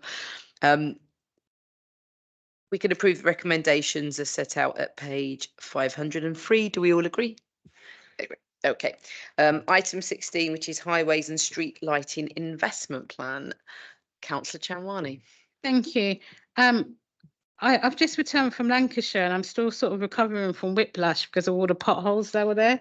And this was just on the pavement, by the way. It's really quite bad out there. And I think what it's done is made me really reflect that we're really doing a really good job in Haringey in terms of our investment on roads and pavements. However, whilst I'm proud of the progress, we're under no illusion that we still have a real long way to go. And independent assessments comparing us to the rest of London shows us in the bottom quartile in this area. And this is mainly because of years of Tory government, which means that investment in roads and pavements is not forthcoming. I do wish that we could borrow and invest more, but we're trying to maintain a steady quality of the investment we're making. We are going to be investing across the borough. We're tackling long-standing issues in the west of the borough due to the topography, and we're investing in Wood Green High Street to keep our high streets vibrant and attractive to business. And we're starting now, we're starting to also look at how we prepare North Tottenham for the UEFA in 2028 and start working gradually towards that as a plan. The highlight for this report for me is the street lighting. We have switched to carbon efficient street lighting across the borough through our LED conversion programme. If I'm not mistaken, I think we've only got 32 out of the 15,000 lights left to do, and it's because they're in a conservation area and they need extra work done to them. And through co-production, hundreds of residents participated in the Bright Ideas consultation to tell us where they would like more street lighting, and women especially called for more street lighting to feel safe in the Safety of Women at Night survey, also known as SWAN. A key manifesto commitment was to increase street lighting is underway. We have increased street lighting by 500 extra units since April 2022, allowing us to respond to community safety concerns and make walking more attractive. This year, we will see more street lights installed in areas residents have asked for, and this is a real great example of co-designing of how we invest our resources and giving communities a real say in their neighbourhoods. I'd like to thank Ken and Tom and Anne and Mark for all of their work on this agenda. Thank you, Councillor Chanwani. Any questions from the cabinet? No. Councillor Corley-Harrison. Thanks. So the commonplace consultation, which the paper refers to, highlighted the issue of poor lighting at OR Tambo Rec. Councillor Rossetti submitted a petition of more than 100 signatures in support of action on this, and from conversation with officers, it appears it would be possible to have more light in place in a way that will not be detrimental to wildlife in the rec. There's no mention, but there's no mention of the rec on table 2. So will this be looked at and progressed? Okay, so and then As part of the environment scrutiny panel, I asked for a review into the increased number of failed street lamps in 2023, and that was in autumn time.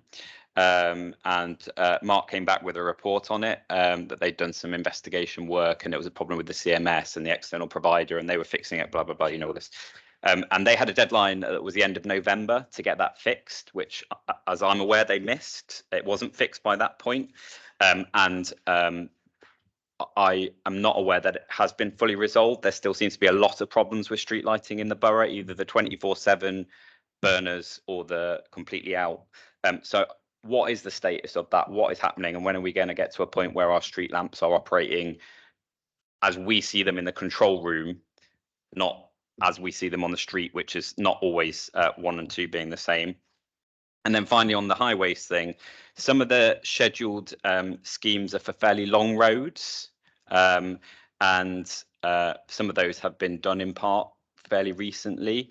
But from the report, you don't actually know which bits of the roads are being looked at or being redone. So it could look like certain road is being done again very quickly after it's been done, but it's probably another stretch of it. So it'd be really useful for us to know on some of those longer roads what is being done. You know, or where is it being done? And I think Fortis Green is listed, which is a pretty long road. Park Road is listed, pretty long road. So just more detail on that. You don't have to respond on that, but it'd be useful to have that, I think, as councillors. I'm going to defer question 2 to officers because it's really technical about what the actual issue is. In terms for question 1, that's going to be coming out of the parks investment sort of strategy because it comes from parks funding rather than highways funding. What I will say is putting lights in parks is a lot more complicated than putting it on streets, mainly because apparently bats have a lot more rights than humans and newts, and so there is a lot of more kind of loopholes, hurdles to jump through, and a lot more laws that need to be observed, and so it does take a lot more time, and a lot of birds also have a lot of protection. So I think that I know Finsbury Park took several years to get to where it is, so I think that could be the delay, but I'll let Barry or Anne answer if they want to add to that, and then answer the second question. Yeah, if I can answer the second one, and then Anne, if there's anything you want to add, I can bring you in. I think the team have been working with our contractor to try and replace the CMS nodes through the contract for some time. There has been, I think, an issue in terms of some of the replacements coming back and being faulty, and there being a quality issue in terms of the actual from the manufacturer, which has delayed how quickly we would like to resolve the problem ourselves. So we've been getting the parts in, making the changes, but then it hasn't actually resolved the problem for us. We're still working it through, and we are holding them to account. I mean, it's through contract effectively, and it's not acceptable. But our hands are kind of tied because it's coming literally from the manufacturer themselves. So there isn't anywhere else we can go in order to get an alternative part and say, well, we use that instead. I don't know if there's anything else you wanted to add to it in terms of how the team. Yeah. Sorry, yeah, we did miss the original timeline because of the reasons that Barry's just mentioned. We had expected to complete the programme by the end of this month, so we're watching that space. But we're happy to keep you informed of the progress. Yeah.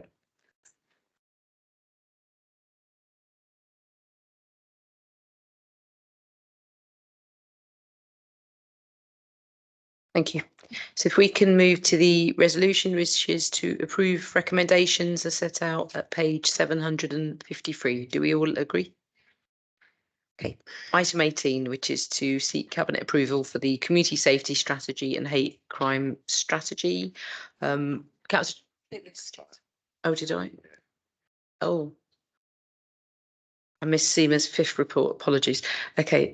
So the item. Just a resolution. I just meant to. Didn't I just do that? Yeah, because we did it. Oh, apologies. I meant, okay, sorry, I put a tick next to it. So the resolution is to approve the recommendation as set out at page 519. Do we all agree? Okay, item 17, which is the road danger reduction investment plan for 24-25. Councillor Chanwani. Thank you, Leader. 102 people were killed on London's roads in 2022. Road safety is one of the biggest threats to life and health, with nearly 4,000 collisions causing serious harm and often life-changing injuries in London alone. Over the past few years, we've invested heavily in our road infrastructure with a record number of new crossings. We've changed our junctions, we've put additional speed reduction measures, and we've increased our enforcement on dangerous parking and HGVs. However, we still have a lot to do to meet the London Mayor of London's Vision Zero target by 2041. Our focus this year is to continue the work we have commenced with a focus on co-producing solutions for powered two-wheelers and an ambitious project to remove the notorious roundabout on Tottenham Lane. Outlined in this paper is how we intend to spend the investment, which complements the additional work undertaken by my colleague, Councillor Hakata, with school streets, enhancing cycle infrastructure and LTNs. I'm happy to take questions. Thank you. Questions from the Cabinet? No. Okay, Councillor Corley-Harrison. So the report refers to people in more deprived areas being more likely to be injured on the roads, but it doesn't really go into details. Just wondering whether you had any more detail on that, why you think that is for Haringey in particular. And then there's a number of roads that are noted for action for the road danger reduction that are kind of key routes, and some of them very wide. So it kind of just strikes me as the perfect opportunity to look at the roads on a kind of a higher level, and introduce things like cycle lanes or wider pavements and that sort of thing. I know there might not be the funding for that, but rather than just look in isolation at the reducing the vehicle speed of motor vehicles, look at other ways that we can incorporate modal shift as well as the road danger stuff. So whether that is being considered going forward, because it doesn't look like it is on the current schemes. And then wondering where the collision data comes from, because in the past I've been told that if something's not reported to the police, we don't know about it effectively. So whether you also get data from insurance companies and other sources or not, because we're seeing a bit of a kind of an increase in the crash for cash situation at the moment, and whether that in particular with motor two-wheelers is skewing the data, or there's a possibility it's going to skew the data, and what we can do to filter that out, because that does seem to be on the rise, sadly. Thank you, Councillor Corley-Harrison. In answer to your first question, the data about deprivation and road safety has come from a Trust for London report, I do believe. I can get you the link to it and pass it over. I would say to read it with caution, because the other issues are around areas of high deprivation, is that there's a lot more people living there and there's a lot more density, and therefore there's a lot more that tends to happen. There's a lot more movement of vehicles, but that's where that bit's come from. In terms of the road safety team and the strategic transport, they're all the same people. Simi works across both the LTNs and the cycling infrastructure and the road safety, and so she kind of manages that.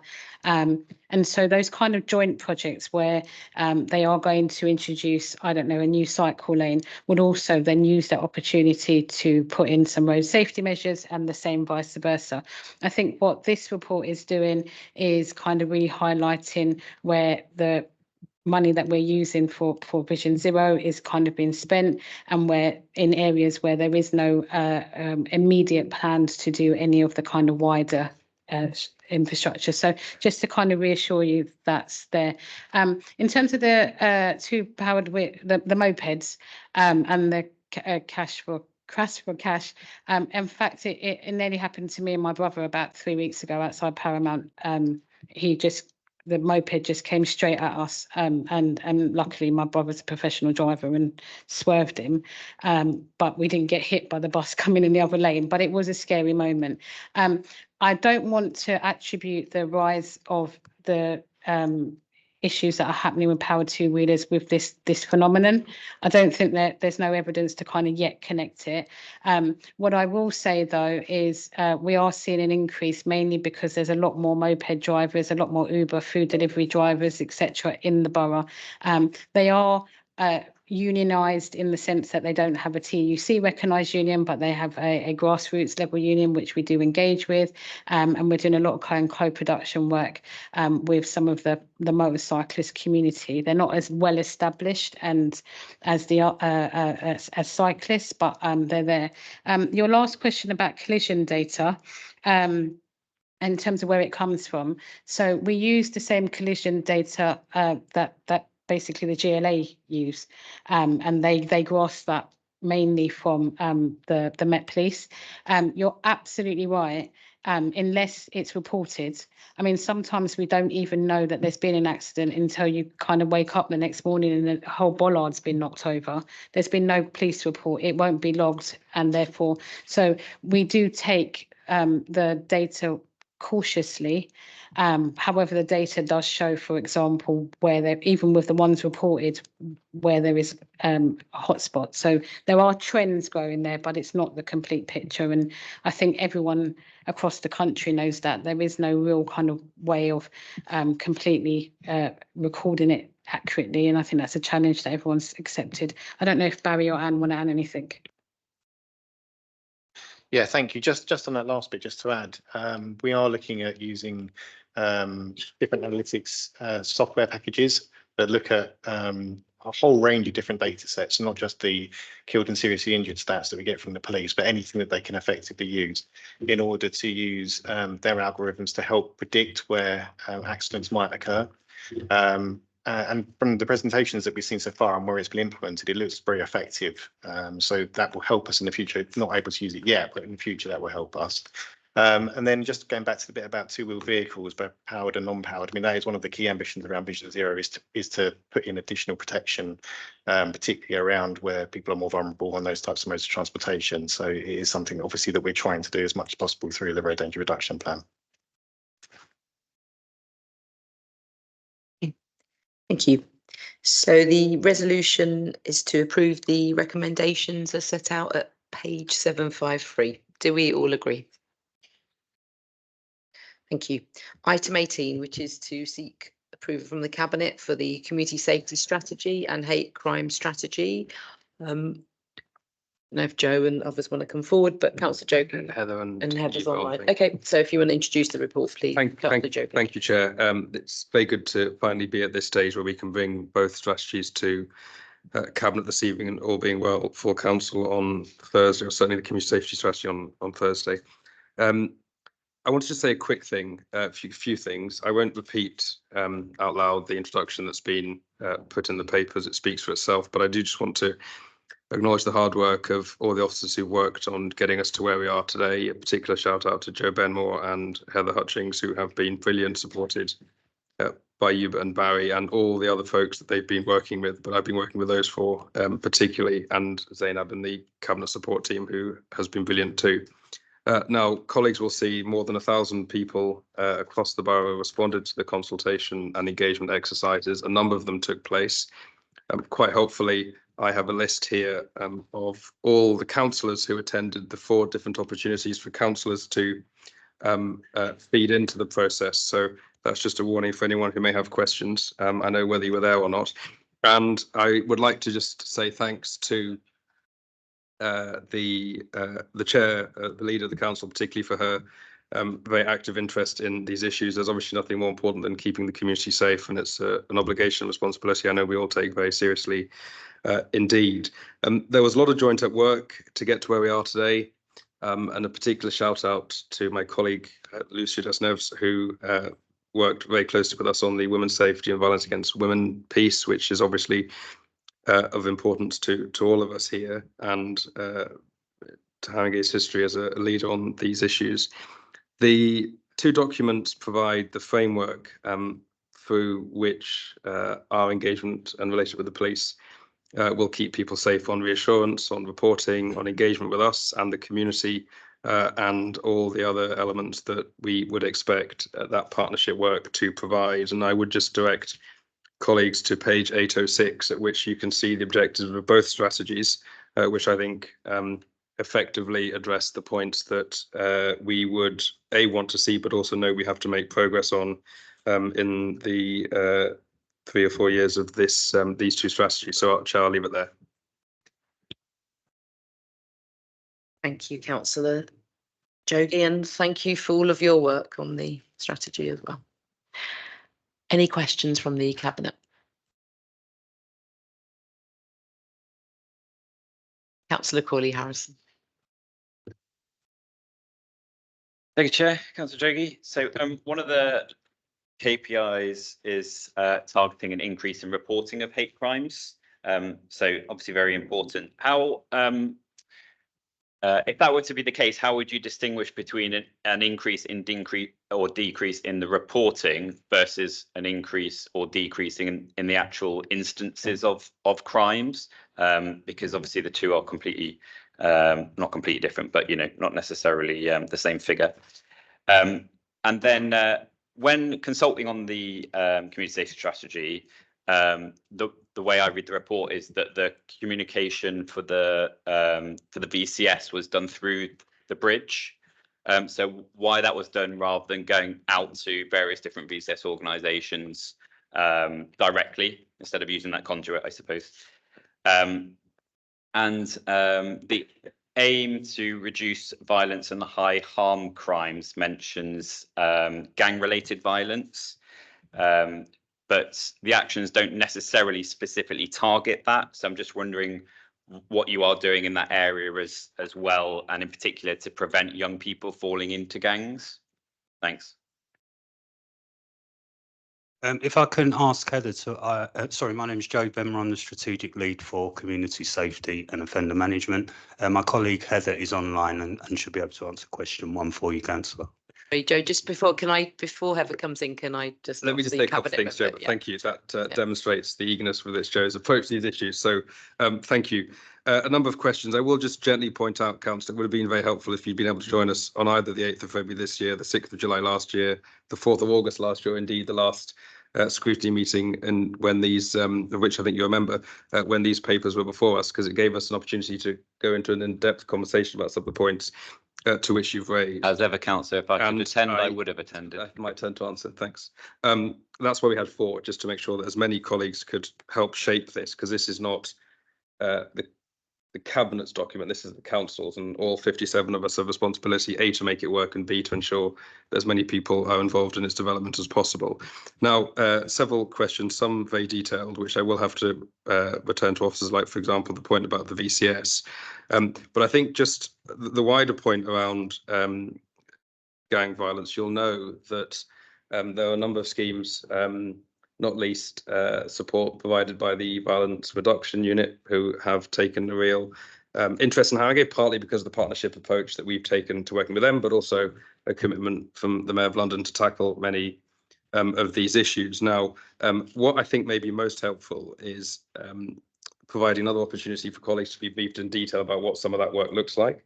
It's a priority for us. Obviously, keeping our young people safe is a no-brainer. People should be able to, as I was and many people here, to be able to go to school and walk around the community without fear of either being tempted into something. And there's the wider political point about creating opportunities for young people. And I know that's something that Councillor Babson's taking very seriously as well. So there's a lot of joint up work taking place on that. I will defer to Joe on the voluntary sector point and why we used the bridge. And what was your first one?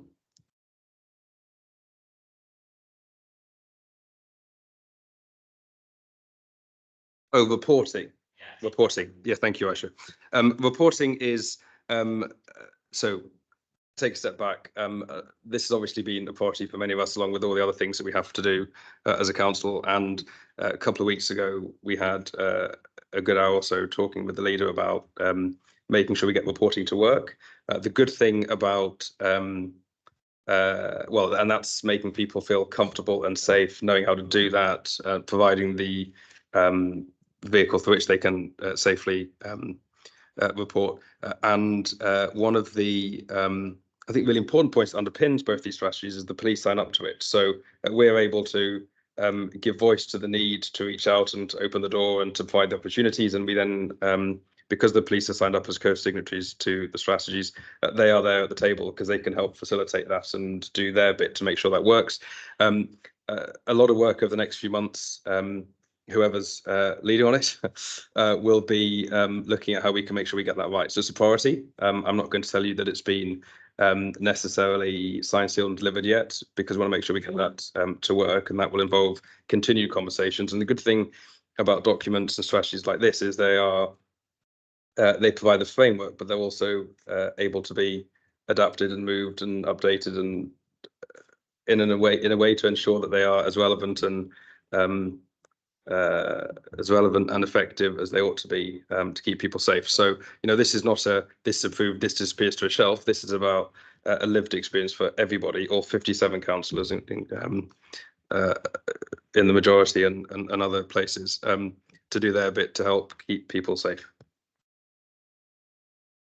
And Joe, do you want to answer the point about the VCS? I think everything else has been touched on. Thank you, Councillor.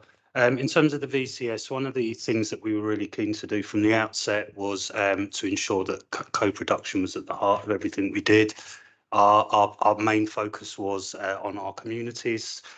We sought out the views of various seldom engaged communities, for example, multi-faith, older people's groups, young people's groups. We did approach the VCS through the Bridge Renewal Trust as a way of getting some of these surveys that we produced out to the wider community. But the main focus of our engagement was talking to people in, you know, where they are, where they live, and trying to get their lived experience and their views. So and that gave us that rich data that we achieved through some of those responses. Chair, can I just come back on that? If I could just direct people to colleagues to page 818, table A, which I think gives a very helpful picture of the number of people, the places that those meetings took place, and the reach out that was taken. One of the great successes of this Labour Council is the preservation of our 9 libraries, and you'll see almost every single library had the opportunity to host a conversation where people could come and contribute and have their say alongside, as I say, the 4 meetings that councillors were offered. So I think this very helpfully shows just how many people were engaged with and had the opportunity to contribute. We can always do more. We can always make sure that extra person is reached. But I do want to be very clear that Heather and Joe particularly were all over the place all the time to make sure we reach as many people as possible. And that's how, as this strategy is rolled out, I suspect the approach will be the same. Thank you, Councillor Jogee. Thank you, Joe. Okay, so if we can move to the resolution, which is to approve the recommendation set out at page 804. Are we all in agreement? Thank you very much. Okay, so item 19 is one that I'm going to introduce, which is the Regulation of Investigatory Powers Act, REPA, and Investigatory Powers Act 2016, use of powers by the council in 2023. This should be fairly quick. So REPA provides a statutory framework for public authorities to use covert investigatory techniques such as surveillance where necessary and proportionate for the purpose of preventing or detecting crime. The council uses REPA infrequently, but is required to report the use of directed surveillance to members. So I am satisfied that the council uses the powers afforded to it under REPA legislation appropriately. So the recommendation here is for the Cabinet to note the use of REPA by the council. Are there any questions? No, and I don't think there's any from Councillor Corley-Harrison. Okay, if we can move to the resolution, which is to approve the recommendation as set out at page 1009. Do we all agree? Thank you. Okay, item 20, Community Assets Policy. I believe Councillor Das Neves and Chanwani are leaving the room for this item, so I'll just pause.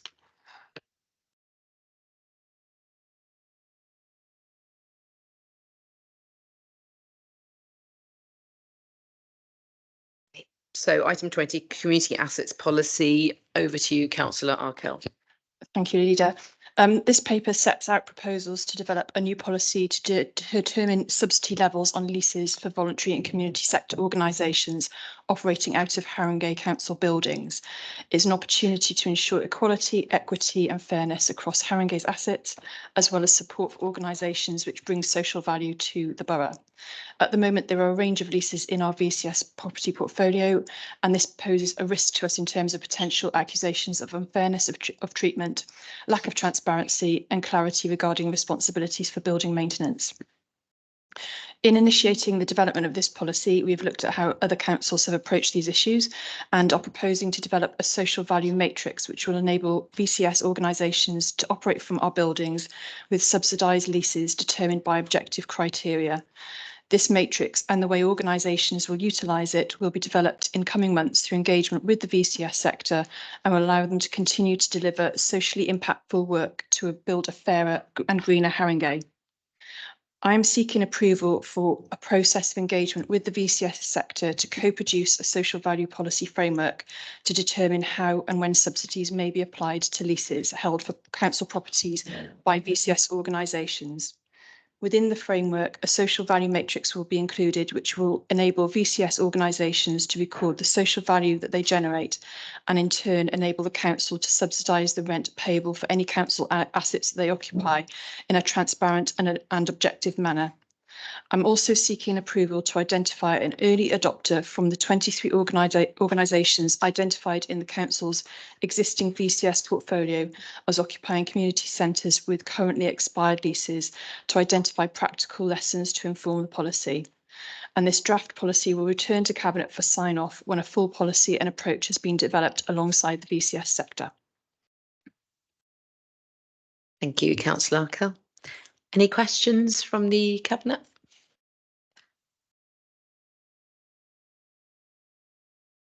Councillor Corley-Harrison. Thanks, Chair. So the report says that the council plans to co-produce its social value policy framework with the VCS, but it doesn't really mention residents at all. So I'm just, given it's residents who it's adding social value to, why are they not being consulted alongside the VCS? Because, these organisations will have a direct benefit from whatever the criteria is that they present. Also, given Haringey, unless things have changed, has no up-to-date list of the commercial assets it holds, how are you going to bring this policy together? And I struggle to understand how the council has managed to allow so many leases to expire and not have a system in place for managing them to date, and will continue not to have a system in place or a policy in place until this one is adopted, and no sense of a commercial portfolio. I mean, it really feels like this is just they're in the dark. So I want an explanation really as to how that has been allowed to happen to date. I appreciate this is the new policy coming into place, but it's not replacing an existing one, and there's a lot of problems in this area. Okay, so in terms of residents being involved in the development of this, obviously our policy within the Haringey deal is to consult as widely as possible, and we will review that. The up-to-date list that is being compiled at the moment, and the details of that are contained in the exempt papers, which obviously you won't have sight of. And in terms of how the council has got into this situation, yeah, it's not brilliant. I mean, this is why we need to look at this now and make sure that we have got the lists that are up to date, and we've got policy that's in place to manage the portfolio going forward in the future.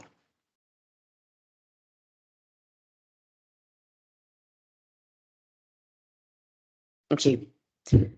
Okay, so we will come back to the recommendations after the consideration of exempt information at item 27. If we can move to item 21, which is the procurement of the council energy contracts. We'll just pause for councillors Desnev and Chamwani to come back.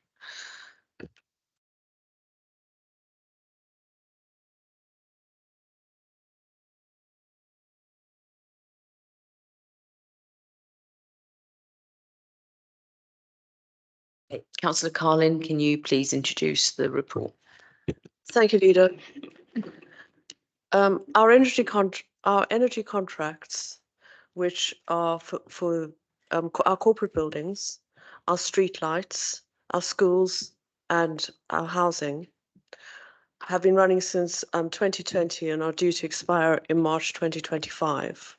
And this paper seeks approval for us to use the LASER framework to procure new contracts. Now, as we all know, energy prices have been extremely volatile over the past few years, following the invasion of Ukraine and the spiking of gas prices. And the increased cost to the council and our partners. But we have managed to mitigate these spikes in prices because we have procured our energy through a LASER framework, whereby, and we've chosen price certainty, whereby we have procured energy at the beginning of the year, which takes us through the following year. Now, LASER is a public buying organisation which is wholly owned by Kent County Council. And this strategy, the price certainty purchasing strategy, has consistently outperformed the market price of energy. In line with our net zero ambitions, these contracts will also allow us to include within the contracts renewable sources of energy. And the council is currently working in a consortium with 6 councils for us to procure energy that is renewable to fulfill our ambitions. The officers looked really closely at both whether LASER was the correct framework for us to use, and also whether price certainty was the correct basket within that framework for us to procure our energy. And the evidence that they found was that this both delivered certainty and also delivered a good price, and that given the cost of changing to another basket, to another procurement framework, it wouldn't in the long term be financially viable, and it wouldn't actually give us any benefits. So this is, as I've said, this has provided certainty in the past.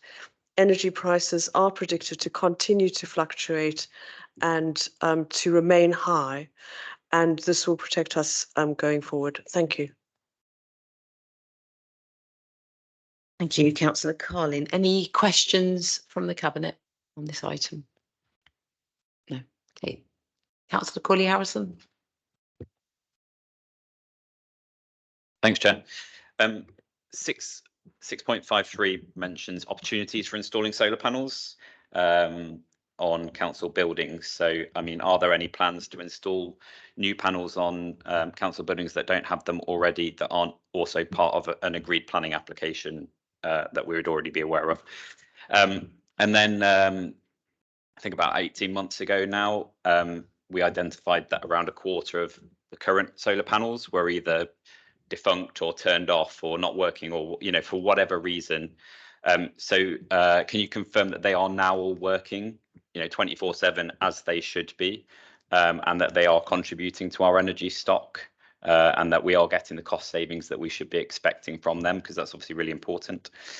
And then, given the cost, you know, the rising cost of energy, what sort of capital investment has the council made in smart technology and sort of machine learning technology to reduce our demand on energy? You know, just at the most basic level, making sure that all of our commercial buildings have motion sensors so that lights go off and heating only comes on when people are present and all that sort of thing. But obviously technology is moving very rapidly in that space. So there's a lot of opportunities there, an opportunity for us to get in early with capital investment.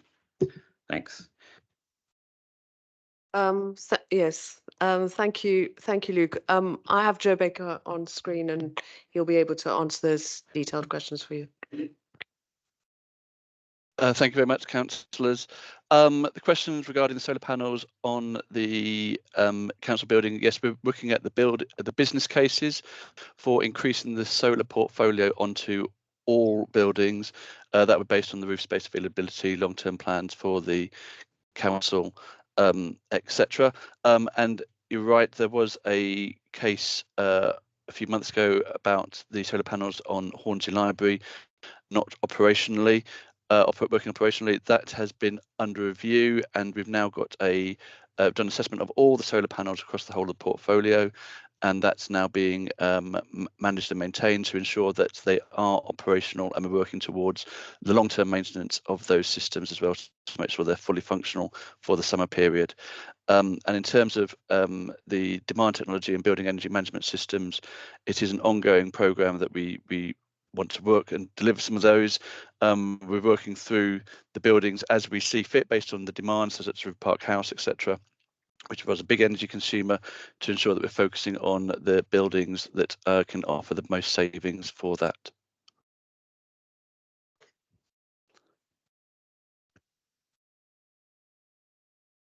Thanks, Joe. Thank you, Joe. Sorry, the mic went a bit strange there.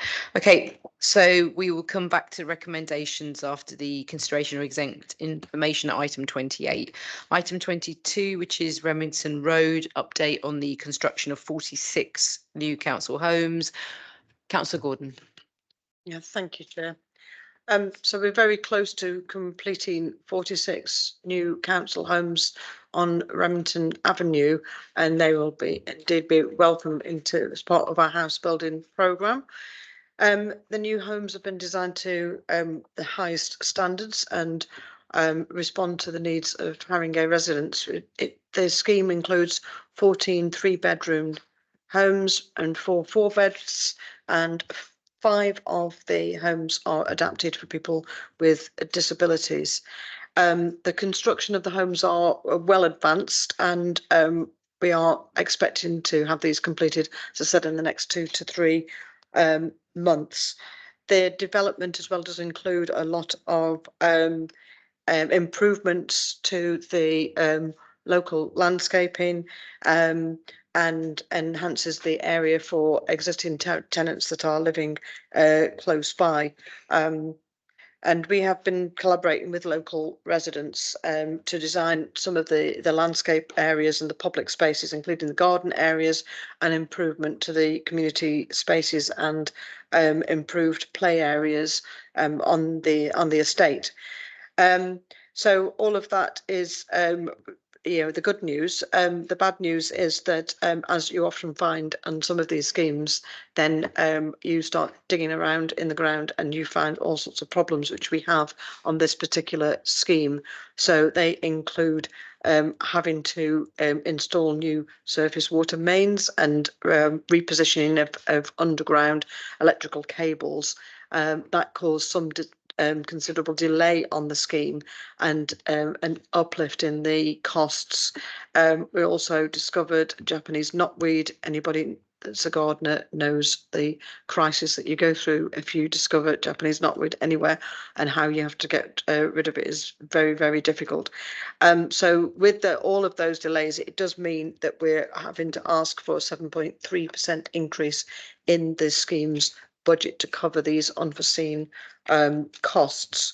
I would say, however, that on other schemes we have come in under budget, and that overall within our new homes build budget, that these extra costs can be accommodated. We're still on target, and well, very much on target with our overall programme, which is to build 3,000 council homes by 2031. Thank you, Councillor Gordon. Questions from the Cabinet? Councillor Caton. Yeah, I think this is probably just a comment as well, because this is in my ward, and the family homes are really welcome, and obviously because of the neighbourhood move scheme, that means that that's going to address a lot of overcrowding issues, severe overcrowding issues of residents in my ward. But also I think it's just worth saying that, you know, I went over there actually yesterday to have a look at the site and walk around, and you know, normally you would probably expect with a scheme of this size, that there'll be quite a lot of complaints, that I'd be receiving quite a lot of casework related to the building, but actually people are really happy there. And that's, you know, a testament to the work of your teams, Robbie especially, and Paul and Jack. But all round, I think there's been really good engagement and really responsive to the needs of the local community. So yeah, really great, and looking forward to I don't know what you do, break a bottle of Schlur on a swing when it opens. So occasionally we indulge the deputy leader, but let's try and stick to questions, please. Any more questions? No. Councillor Corley Harrison? No. Okay. So if we can, we will come back to the recommendations after consideration of exempt information at item 29. So 23 minutes of other bodies. Can we please note the minutes of other bodies? 24 significant and delegated actions. If we can note decisions made under delegated powers. Item 25, there are no new items of urgent business. And if I can move to item 26, exclusion of the press and public. So the Cabinet will now consider items 27 to 31, which contain exempt information in relation to items 20 to 22. So can I move that the press and public please be excluded from the remainder of the meeting to consider this exempt information as defined under paragraphs 3 and 5, part 1, schedule 12A of the Local Government Act 1972. Do we all agree? Okay, so I'm now closing the public section of the meeting.